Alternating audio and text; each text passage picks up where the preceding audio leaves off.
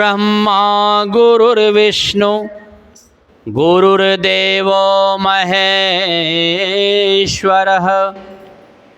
गुरुर्साक्षात् परब्रह्म तस्मै श्री गुरवे नमः। तस्मै श्री गुरवे नमः। श्री सद्गुरु महाराज की जय। अव्यक्त एवं आभारोप में उपस्थित ब्रह्मलीन संत सद्गुरु महर्षि में ही परमहंसी महाराज के युगल पावन चरणों में साष्टांग दंडवत तथा उपस्थित सम्माननीय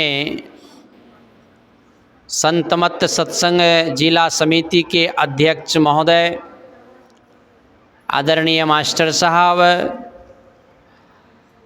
उपस्थित आदरणीय गुरुजन, सत्संग प्रेमी सज्जनों, भक्तिमती माताओं एवं धर्मशीला बहनों, आप सभी के अंतस्थ नारायण को भी मेरा बारंबार नमन तथा इस माइक्रोफोन की आवाज़ जिन महान आत्माओं की कानों तक पहुंच रही हो, उन सभी महान आत्माओं को भी मेरा बारंबार नमन। आज का जो यह सत्संग है, साप्ताहिक सत्संग तो होता ही है प्रत्येक रविवार को, पर आज का जो सत्संग है वह साप्ताहिक सह विशेष आयोजन है। उपलक्ष्य हम सभी को पता है कि हमारे परम आदरणीय मास्टर साहब श्री भुवनेश्वर विश्वास सर सरकारी सेवा से निवृत्त निर्विघ्न सेवा देते हुए आज के इस युग में अपने सेवाकालीन को कल जो है 31 मई को यह सेवानिवृत्त हुए और आज जो है सभी को आदर से अपने निवास में बुला करके संत मत सत्संग का विशेष आयोजन कर यह बहुत ही उत्तम कार्य किए। हम सब भी बड़े भाग्यशाली हैं जो आज इस सत्संग में उपस्थित होकर इस ज्ञान की गंगा में गोता लगाने हेतु तो उपस्थित हुए हैं। तो हम सत्संगियों का परम कर्तव्य यह बनता है कि किसी भी कार्य का प्रारंभ हो अथवा कोई कार्य हमारा संपन्न निर्विघ्न संपन्न हो तो सब हम लोग क्या करते हैं, गुरु की पूजा, यानी परमात्म स्वरूप जो गुरु हैं उनकी पूजा का आयोजन करते हैं और इस तरह का जो है सत्संग रूपी ज्ञान यज्ञ का आयोजन करके यह हमारे मास्टर साहब ने जिस कार्य को कर रहे थे, यह कार्य भी इन्होंने जो दिए अब तक अपने जीवन काल में जितने भी बच्चों को शिक्षा दीक्षा दिए हैं,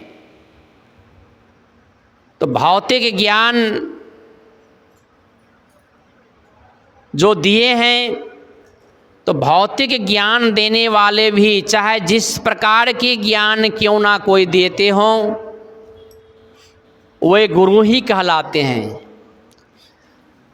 और जब भौतिक ज्ञान सांसारिक ज्ञान जो मामूली सा अगर किसी भी प्रकार का देते हों तो वे गुरु कहलाते हैं। तो भौतिक के साथ साथ अगर आध्यात्मिक ज्ञान को देते हैं तो वे संत सद्गुरु कहलाते हैं। तो संत सद्गुरु जो है हम लोग जो मानते हैं कि जो गुरु होते हैं उनको हम क्या करते हैं, मामूली सा मनुष्य शरीरधारी समझते हैं। तो जो संत होते हैं, प्रत्येक दिन प्रातः काल में हम लोग स्तुति विनती में पाठ करते हैं, शांति स्थिरता व निश्चलता को कहते हैं। शांति को जो प्राप्त कर लेते हैं वे संत कहलाते हैं। तो संत सद्गुरु जो होते हैं वे शांति को प्राप्त किए हुए होते हैं। उनको साधारण समझना, मनुष्यधारी समझना, ये हमारी बहुत बड़ी भूल है। अभी हम लोगों ने रामचरितमानस के पाठ में श्रवण किए, बंदों गुरुपद कंज कृपा सिंधु नर रूप हरि, महामोहतम पुंज जासु वचन रवि कर निकर। कृपा के समुद्र हैं। तो ऐसे कृपा के समुद्र को अगर हम क्या समझें, मनुष्यधारी समझें, तो हमारी मूर्खता होगी। वह परमात्मा स्वरूप जो शांति को प्राप्त किए हुए हैं, वह परमात्मा धाम तक पहुँचे हुए होते हैं। तो जो परमात्मा धाम तक पहुँच जाते हैं वे परमात्मा ही हो जाते हैं।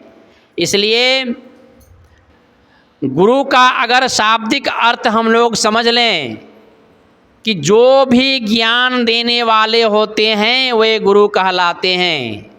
चाहे जिस प्रकार का भी ज्ञान दिए हों वे गुरु कहलाते हैं।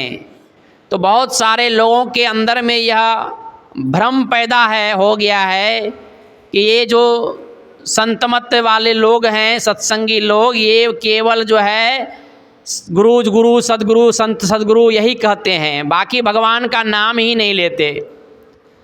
लेकिन अगर सही रूप में गुरु का नाम उनके सामने में लीजिए तो वह आदर करते हैं, मानते हैं।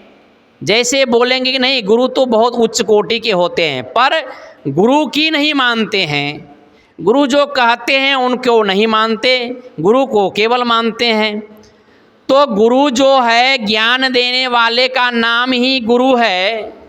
तो बतला दीजिए कोई ऐसा भगवान का नाम, कोई एक भगवान का नाम ले लीजिए जो ज्ञान नहीं दिए हों।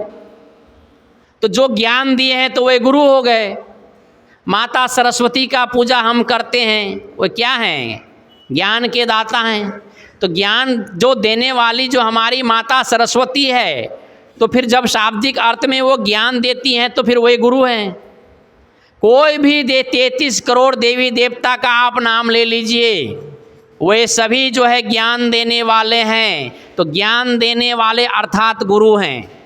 तो जब हम अलग अलग 33 करोड़ देवी देवता का नाम लेने के लिए अगर बैठ जाएं, तो मेरे जीवन काल में, हम सबों के जीवन काल में जितनी हमको उम्र मिली है, सारे उम्र तक भी हम सारे देवी देवता का नाम गिन ना पाएं अलग अलग नाम से।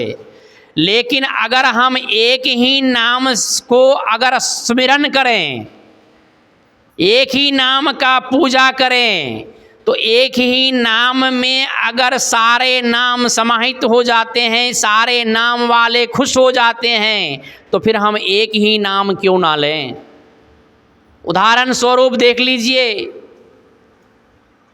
संसार में सबसे बड़ा भक्त का उदाहरण अगर जाने तो भगवान हनुमान जी को ले लीजिए। एक निष्ठ, वो जानते थे कि सारे के सारे जितने भी है तत्व रूप में एक ही है। भले नाम अनेक हों, लेकिन अनेक नाम में अगर फंस जाएं तो सारा जीवन हमारा समाप्त हो जाएगा। किसी एक नाम में हमारा मन टिकेगा ही नहीं। तो एक नाम को एक निष्ठ हो करके, भक्ति को कर करके यह चरितार्थ कर दिए कि भक्ति कैसे होती है। तो ठीक उसी प्रकार से जैसे हाथी के पद चिन्ह में कोई ऐसा जानवर नहीं होगा जो उसके पद चिन्ह में उसका पद समाहित ना हो, तो ठीक उसी प्रकार से संत सद्गुरु जो होते हैं उनके नाम में सारे देवी देवता समाहित हैं। सारे देवी देवता तक ही हम सीमित हैं। लेकिन हमारे गुरु महाराज कहते हैं कि देवी देव समस्त, हम लोग देवी देवता तक सीमित हैं, लेकिन संत क्या कहते हैं कि देवी देव समस्त पूर्ण ब्रह्म परम प्रभु हम लोग क्या करते हैं, देवी देवता तक सीमित है, उस देवी का नाम नहीं लिए, उस देवता का नाम नहीं लिए। समस्त पूर्ण ब्रह्म परम प्रभु गुरु में करे निवास, कहत है संत सबू। सारे संत यही कहते हैं कि सारे के सारे जितने भी संसार में नाम देखते हैं, जो भी ज्ञान देने वाले हैं, जैसे सर्वप्रथम हमारे माता पिता से ही हमें ज्ञान प्राप्त है, वे भी गुरु हैं। हम गुरु की पूजा करते हैं, इसका मतलब सर्वप्रथम अपने माता पिता का पूजा कर रहे हैं। फिर आगे जैसे जैसे बढ़ते हैं, हमारा जीवन काल जैसे जैसे आगे बढ़ता है, जहाँ जहाँ से हमें ज्ञान प्राप्त हुई है, वे सारे गुरु के गुरु हैं। तो हम एक गुरु का पूजा अगर हम करते हैं, एक निष्ठ होकर के, पात पात में, पत्ता पत्ता में पानी दे के अगर हम आशा और उम्मीद करें कि हमारा वृक्ष हरा भरा रहेगा, और बड़ी बड़ी में अलग अलग में अगर नमक दे करके हम चाहेंगे कि सभी बड़ी में एक समान नमक हो जाए, यह कदापि संभव नहीं है। अगर वृक्ष को हरा करना रखना चाहते हैं तो क्या करना होगा, पात पात के सींचो, बड़ी बड़ी में लौन, तुलसी ऐसे चतुर को कलिदह के कहो कौन। पत्ता पत्ता में पानी देने से वृक्ष हरा भरा नहीं होता, जड़ में पानी देने से वृक्ष हरा होगा और समय आने से उसका फल भी लगता। और बड़ी बनाने वाली हमारी माई दाई अगर कहे कि बड़ी बनाने के बाद सभी बड़ी में अलग अलग नमक डाल करके सभी बड़ी में एक समान नमक हो जाए, यह कदापि संभव नहीं है। लेकिन बेसन जिस समय घुलती है, बड़ी बनाने के समय, उस समय जितना नमक दिया जाए, वह नमक उस बेसन में घुलने के बाद वह जितने भी बड़ी बने उस बेसन से सभी बड़ी में एक समान नमक होगा। ठीक उसी प्रकार से हम सभी सत्संग प्रेमियों को यह चाहिए, परम कर्तव्य है कि हम लोग भी एक निष्ठ होकर के, चाहे आपको जिन पर भी श्रद्धा हो, ऐसा नहीं कि हम लोग जिनको कहते हैं या जो कहते हैं लोग उनको करें, ऐसा नहीं। जिन पर श्रद्धा हो, एक नाम का सुमिरन करें। एक नाम का सुमिरन करने से एक रूप में टिक जाएंगे। एक रूप का टिकने का मतलब अनेकों रूप से सिमट जाएंगे। तब आगे का जो निर्गुण निराकार की जो भक्ति है, दृश्य साधन, सूरत शब्द योग की साधना बहुत सरल हो जाएगा और हम जो है उस परम तत्व को प्राप्त करेंगे।